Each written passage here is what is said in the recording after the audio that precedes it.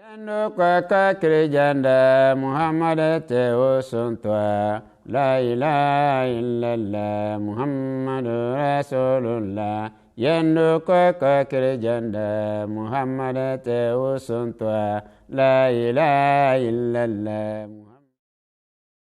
Assalamu alaikum wa rahmatullahi ta'ala wa barakatuhu. Chers téléspectateurs de la MTA Afrique, nous sommes une fois encore sur le plateau pour la suite de notre émission Le Réveil. Et cette fois-ci, nous nous intéressons à un sujet très pertinent, à un sujet sur lequel chrétiens et musulmans ne s'entendent pas, n'ont pas les mêmes opinions, ils n'ont pas les mêmes compréhensions.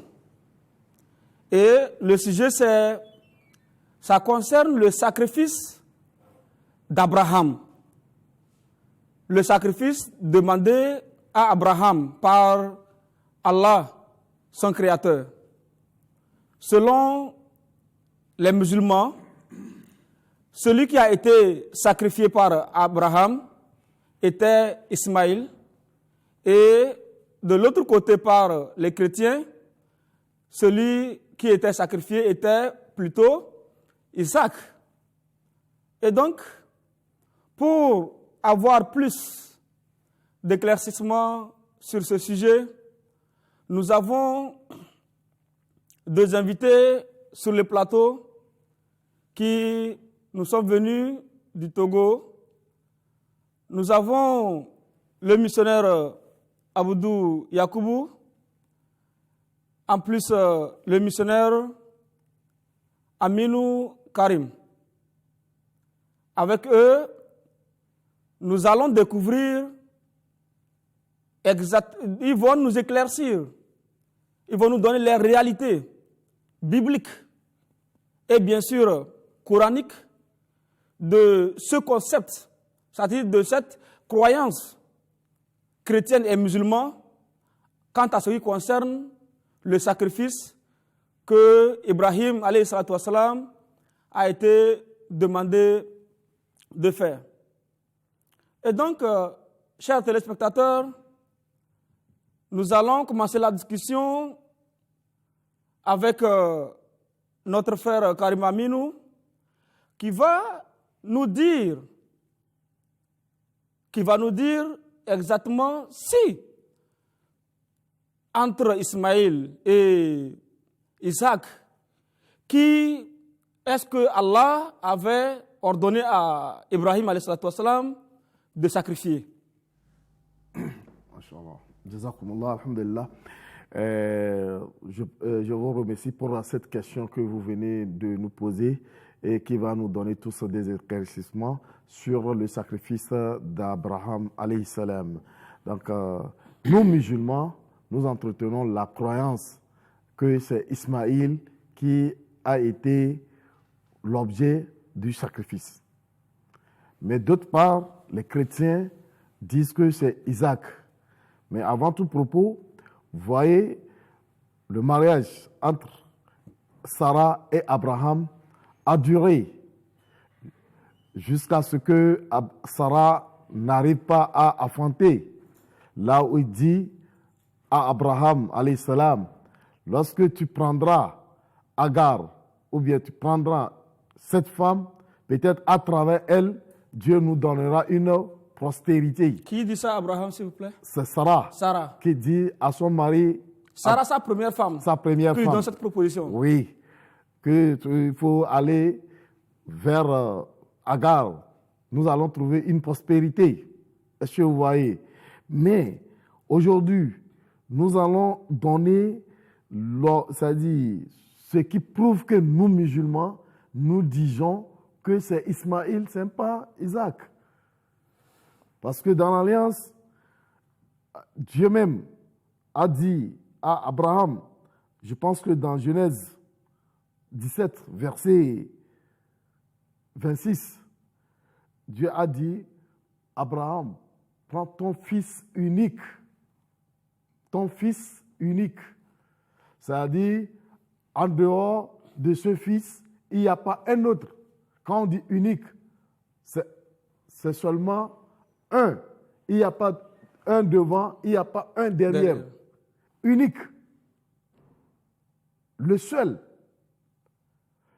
Donc, cela veut dire qu'Abraham n'avait pas d'enfant, mais il a maintenant un enfant. Il n'avait pas d'enfant, il a un enfant. Qui était Ismaël? Qui était, oui, je viens, qui était quel enfant? Ok. Ou bien, c'était quel enfant? Nous allons nous demander. Ou bien, on dit ton enfant unique. En dehors de celui-là, il n'y a pas un autre enfant. Et qu'est-ce qui nous donne encore à savoir que c'est comment Ismaïl, Sarah n'avait pas encore l'enfant en ce moment, mais c'est à travers Agar, dans Genèse 16, verset 16, que Agar a donné naissance à Ismaïl. Ismaïl. C'est-à-dire maintenant, Agar est venue en deuxième position, mais elle a fait enfant avant Sarah. Avant Sarah. Et la Bible est d'accord. Est-ce que vous voyez? La Bible est d'accord. Maintenant, le fait que Agar a donné un fils à Abraham et que ce fils, c'est de ce fils, Allah demande à Abraham de sacrifier. C'est ce fils-là, Allah demande à Abraham de sacrifier parce qu'il lui dit, ton fils unique. Est-ce que vous voyez? Ton fils unique, il n'y avait pas un autre enfant. C'est cet enfant-là, tu dois me sacrifier. Et Abraham a accepté de sacrifier cet enfant. Quoique, après, la Bible nous dit que c'était Isaac qui a été sacrifié. Justement. Mais là où la Bible aussi nous dit que c'est Isaac, c'est dans Genèse 22, verset 2. La Bible nous dit, ton fils unique. Et ils ont écrit dans cela, dans la Bible éditée en 1910. Je pense que c'est cette Bible qui a été éditée en 1910 par Louis II. Dans cette édition, Genèse 22, verset 2, ils ont dit Isaac. Donc c'est selon cette version que la précision, je veux dire, que le nom Isaac a été appelé. Mais est-ce que ça veut dire qu'il y a d'autres versions bibliques où c'est seulement dit ton fils unique? Avant la précision, il faut préciser que Agar, aujourd'hui nous appelons le nom d'Agar, mais qui est Agar?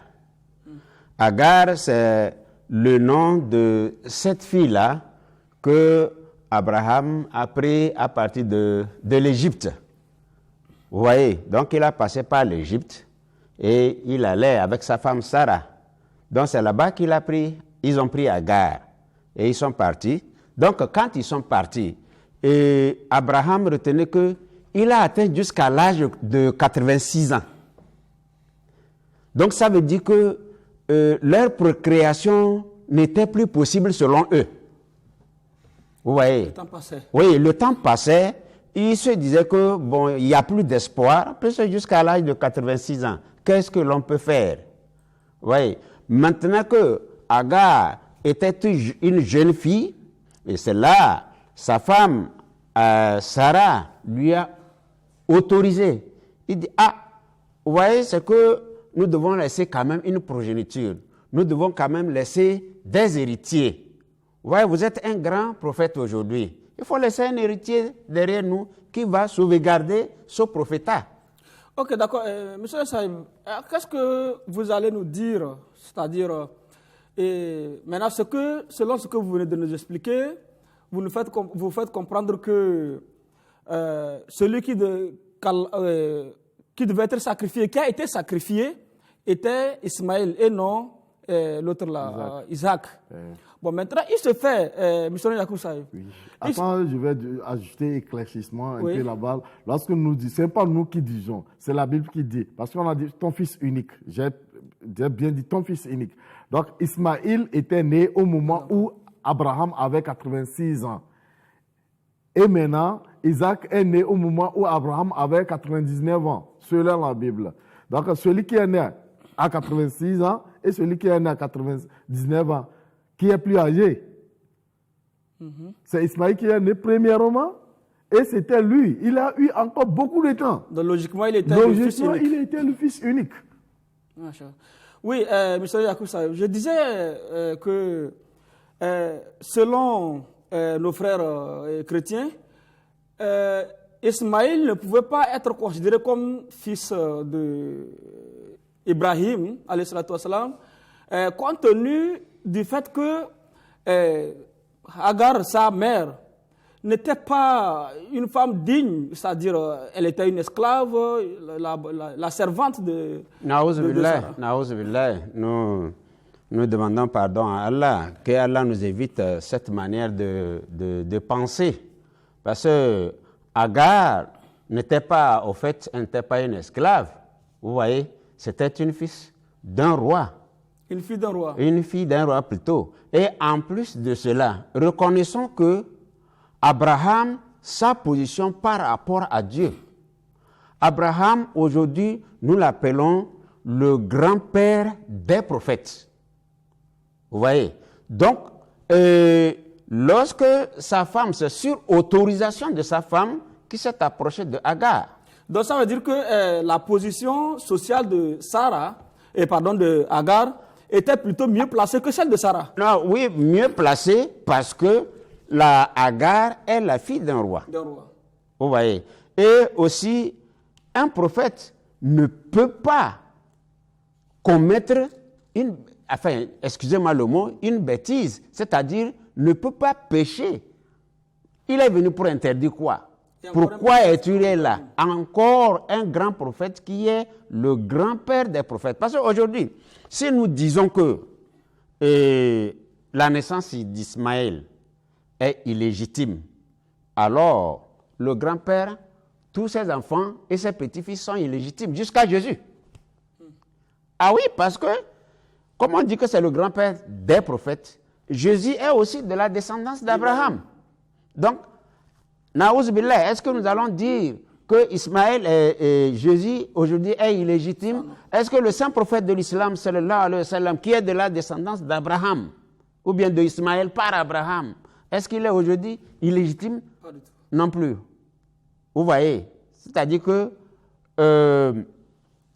Agar, elle est la femme légitime d'Abraham. Oui, mais est-ce que vous voyez... Et comprenez que lorsque nous lisons la Bible nous dit dans Genèse 12, verset 3, Dieu a donné un avertissement aux gens et que les gens comprennent bien ce que Dieu dit. Concernant Abraham? Oui, Dieu dit à Abraham, je bénirai ceux qui te béniront. Voyez, nous bénissons Abraham parce que c'est lui le grand-père des prophètes. Donc, toute la lignée des prophètes là, ils sont venus d'Abraham. Donc, Dieu donne encore un avertissement après la bénédiction. Il dit encore, je maudirai tous ceux qui te maudiront. Alors, tous ceux qui disent que Abraham a commis l'adultère, qu'Allah nous en préserve, qu'il a commis l'adultère pour avoir Ismaël et par conséquent, Ismaël n'est pas légitime et qu'on prend la légitimité pour donner à Isaac, ils n'ont qu'à faire attention, ils n'ont qu'à réfléchir. Vous voyez? Et un peu plus loin, vous allez voir que Abraham, Allah lui a fait des promesses. Il lui a promis, s'il est un homme adultère ou bien un homme qui n'est pas... Immoral. Un immoral. Vous voyez, Dieu l'a fait la promesse, il dit, l'ange de l'Éternel dit à Abraham. Hein? Ça, c'est une version biblique. Oui, dans Genèse 16, verset 10. Il dit, je multiplierai ta postérité. C'est Abraham qui l'a donné cette promesse. Et elle sera nombreuse, qu'on ne pourra pas la compter. Donc, elle sera très grande, très vaste. Vous voyez aujourd'hui, ces prophètes-là qui sont venus, et quand ils sont arrivés, combien de gens avons-nous aujourd'hui qui sont dans les différentes religions? Puisque c'est des prophètes. Et en plus de cela, Ismaël, pour encore revenir à Ismaël. La promesse dont vous parlez, Oui. c'est-à-dire, elle s'adresse à Abraham ou c'est à Ismaël? C'est-à-dire, est-ce que c'est à Ismaël qu'Allah a fait la promesse ou c'est à son père? Non, la première promesse que je viens de citer, c'est une promesse faite à Abraham. Abraham, d'accord. Vous voyez, Oui. ça c'est juste pour quitter la case de cette saleté-là que les gens reversent sur Abraham, comme quoi il a eu une femme légitime, illégitime en la personne de Agar. Mais celui qui a des femmes illégitimes, est-ce qu'il peut avoir cette promesse? Maintenant, à Ismaël, dont on dit qu'il n'est pas fils légitime, voilà, Allah a encore fait une promesse à Ismaël. Cette fois, Ismaël. Ça, Ismaël uniquement. Okay. Il dit, j'ai exaucé ta prière. C'est-à-dire, Abraham a prié pour Ismaël. Oui. Parce qu'il était l'unique. Il était le seul. Voyez, par exemple, jusqu'à 86 ans, l'on n'a pas eu d'enfant. Et Allah lui gratifie un seul enfant. Donc, ça veut dire que cet enfant était tout son espoir. Il avait tout son espoir en lui. Et il a prié pour lui. Et Allah dit, j'ai exaucé ta prière. Vous voyez? Et il dit, je bénirai à Ismaël, comme Allah a exaucé sa prière, je bénirai cet enfant. Allah a promis qu'il bénira Ismaël. Il dit, je le rendrai fécond. Fécond, c'est-à-dire qu'il va procréer. Oui. Vous voyez, il le rendra fécond, il va procréer, et il dit, je multiplierai à l'infini sa famille. Sa progéniture. Et sa progéniture. Vous voyez, ça sera à l'infini. Et il engendrera 12 princes. Lorsqu'on parle de princes, c'est des garçons. Oui. N'est-ce pas? Ça veut dire 12 garçons. Il va engendrer 12 garçons. Et même peut-être s'il a eu des filles, ici les filles ne sont pas encore comptées, mais seulement, ce que nous savons, c'est que c'est des garçons. Et attendez, je poursuis en disant que Allah a encore promis à Ismaël qu'il fera de lui une grande nation. Un enfant illégitime peut-il avoir cette promesse de son Seigneur? C'est pas possible. Voilà. Oui, monsieur, vous allez... Donc, dans Genèse 17, verset 23 à 25 aussi, ici, vous verrez qu'il y a quelque chose qui est ressorti. On a dit Abraham avait pris son fils Ismaïl. Son fils Ismaïl. Donc, si c'était un enfant illégitime, on ne va pas... C'est-à-dire, ici, c'est précisé son fils Ismaïl. Et c'était de coutume aussi, il l'a circoncis. Là, c'est une version biblique? C'est une version Genèse, Genèse 17, verset 23 à 25. C'est à travers cela même, ici, la Bible nous fait ressortir l'âge d'Ismaïl. Il avait 13 ans. Il avait 13 ans. Jusqu'alors, Isaac n'était pas né. Est-ce que vous voyez? Cela montre encore ce que je vous avais donné, son fils unique, qui est qui? Ismaël. Donc, c'est-à-dire que unique ici nous fait comprendre très clairement que très certainement, il n'y avait pas quelqu'un avant lui. Avant lui. Et si c'est Isaac, Ismaël était déjà né. Lequel Ismaël est aussi reconnu par la Bible comme fils d'Abraham. Fils d'Abraham. Okay. Est-ce que vous voyez? Fils d'Abraham.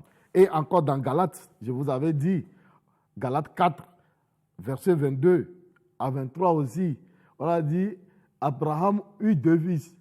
Un de sa femme, Agar, qui était là, l'esclave. Voyez-vous? Et deux de Sarah, qui était une femme libre.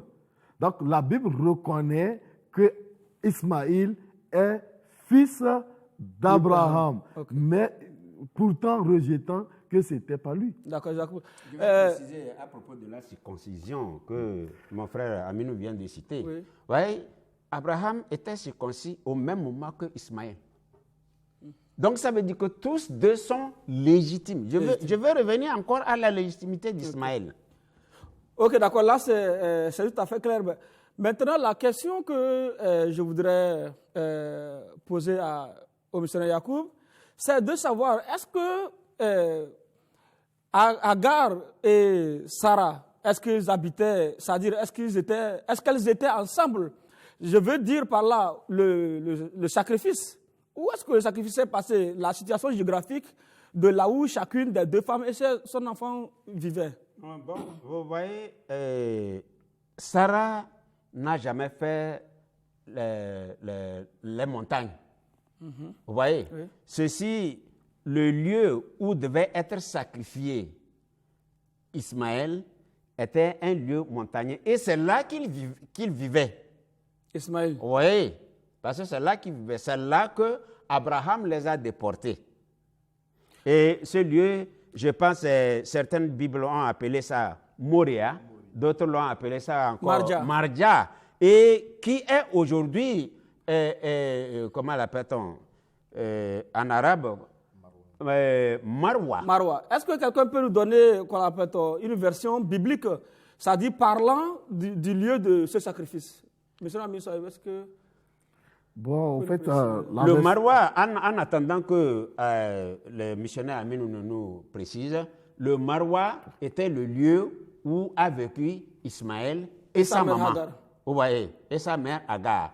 Or, Sarah n'a jamais fait cette région-là. Elle et son fils. Ils n'ont jamais fait cette région. Marwa, donc, vous dites? Marwa. Oui. Aujourd'hui, Marwa, ça se trouve en Arabie. En Arabie. Voilà. Donc, Marwa, c'est Moria qui est Marja et qui est Marwa selon l'arabe. Donc, c'est des noms selon les ethnies que chacun a donné comme ça un nom. Vous voyez. Donc, le seul lieu de sacrifice, ça devait être... Ok, maintenant, ce que je voulais aussi demander à ce niveau, c'est les chrétiens, ils disent, selon eux, que c'est Isaac qui a été sacrifié au lieu de choses. Au lieu d'Ismaël. Bien sûr. Est-ce qu'il y a quelque chose qui font aujourd'hui? Il y a quelque chose qui cloche. Ce qui cloche, mon collègue Aminou a dit que Dieu a donné ordre à Abraham de sacrifier son unique fils. Vous voyez? Donc l'unique, c'était Ismaël. Soyez un peu plus bref. Oui, l'unique, c'était Ismaël. Et en plus de cela, lorsque le sacrifice est venu, aujourd'hui, nous allons trouver que c'est les musulmans qui font le sacrifice escompté, c'est-à-dire le sacrifice d'Ismaël. Ismaël. Si c'était Isaac, pourquoi aujourd'hui les chrétiens ne font pas ce sacrifice-là? Ils devaient être ceux qui devaient s'accaparer de ce sacrifice pour dire non, c'est Isaac qui devait être sacrifié. Par conséquent, c'est à nous de faire ce sacrifice. Aujourd'hui, c'est les musulmans qui font ce sacrifice. Alors là, vous voyez, c'est Ismaël. Donc, c'est pour commémorer c'est-à-dire ce sacrifice d'Abraham sur Ismaël, oui, que les musulmans fêtent aujourd'hui la fête de Tabaski. Oui, la Tabaski ou bien Al-Eid al-Adha. Al-Eid al-Adha. Oui. D'accord, Jazakoumullah. Missionnaire Amin Sahib, dites-nous en quelques secondes, dites quelque chose à nos téléspectateurs, en quelques secondes, pour la fermeture de ce programme, s'il vous plaît. Donc, alhamdulillah, tout comme mon frère vient de le dire, le monde aujourd'hui a constaté, si effectivement c'est Isaac qui a été l'objet du sacrifice. Vous avez 2 secondes, s'il vous plaît. Oui, si c'est Isaac qui a été l'objet du sacrifice, aujourd'hui c'est nos frères chrétiens qui devaient commémorer toujours cet anniversaire. Est-ce que vous voyez? Et aussi, aujourd'hui, si vous voyez, c'est nous les musulmans. Et aussi, les chrétiens peuvent dire que Jésus est venu se mettre comme objet de sacrifice. Or, Jésus même nous a dit dans la Bible, Matthieu 17, verset 5, que je ne suis pas venu pour abolir la loi, ni les prophètes, mais c'est pour l'accomplir. Okay. Donc, Jésus n'a pas interdit l'objet de sacrifice qu'aujourd'hui les musulmans font. tout comme le saint prophète sallallahu alayhi wa sallam Jazakumullah. a encouragé tous les musulmans. de le Jazakumullah, faire. monsieur Saab. S'il vous plaît, vous avez aussi 2-3 secondes. Non, non, bon, ce que je devais ajouter, je vais dire, alhamdulillah, aujourd'hui, au vu du monde entier, par les arguments bibliques, chacun aujourd'hui sait où se trouve sa position vis-à-vis de ce sacrifice-là. D'accord. Jazakumullah, très chers invités. À vous, très chers téléspectateurs de la MTA, nous sommes à présent à la fin de notre programme d'aujourd'hui et vous avez tous écouté, vous avez regardé le programme et vous avez eu des éclaircissements qui, n'est-ce pas, pourront enlever des doutes dans la tête de tout un chacun que, en réalité, la personne qui a été sacrifiée par le prophète Abraham alayhi salatu wassalam, était Ismaïl et non Isaac. Et cela a bien sûr été appuyé par les versets bibliques. Et donc, chaque chrétien, nos frères chrétiens et sœurs chrétiennes devront alors la comprendre que de par la Bible elle-même, le sacrifice concernait Ismaïl et non Isaac alayhi salatu wassalam. Pour aujourd'hui, on s'arrête à ce niveau et je vous dis assalamu alaikum wa rahmatullahi ta'ala wa barakatuh. Alaikum assalam wa rahmatullahi wa barakatuh. Bibe wa baramaka nyame Muhammadu tu nyame smafo La ilaha illallah Muhammadu Rasulullah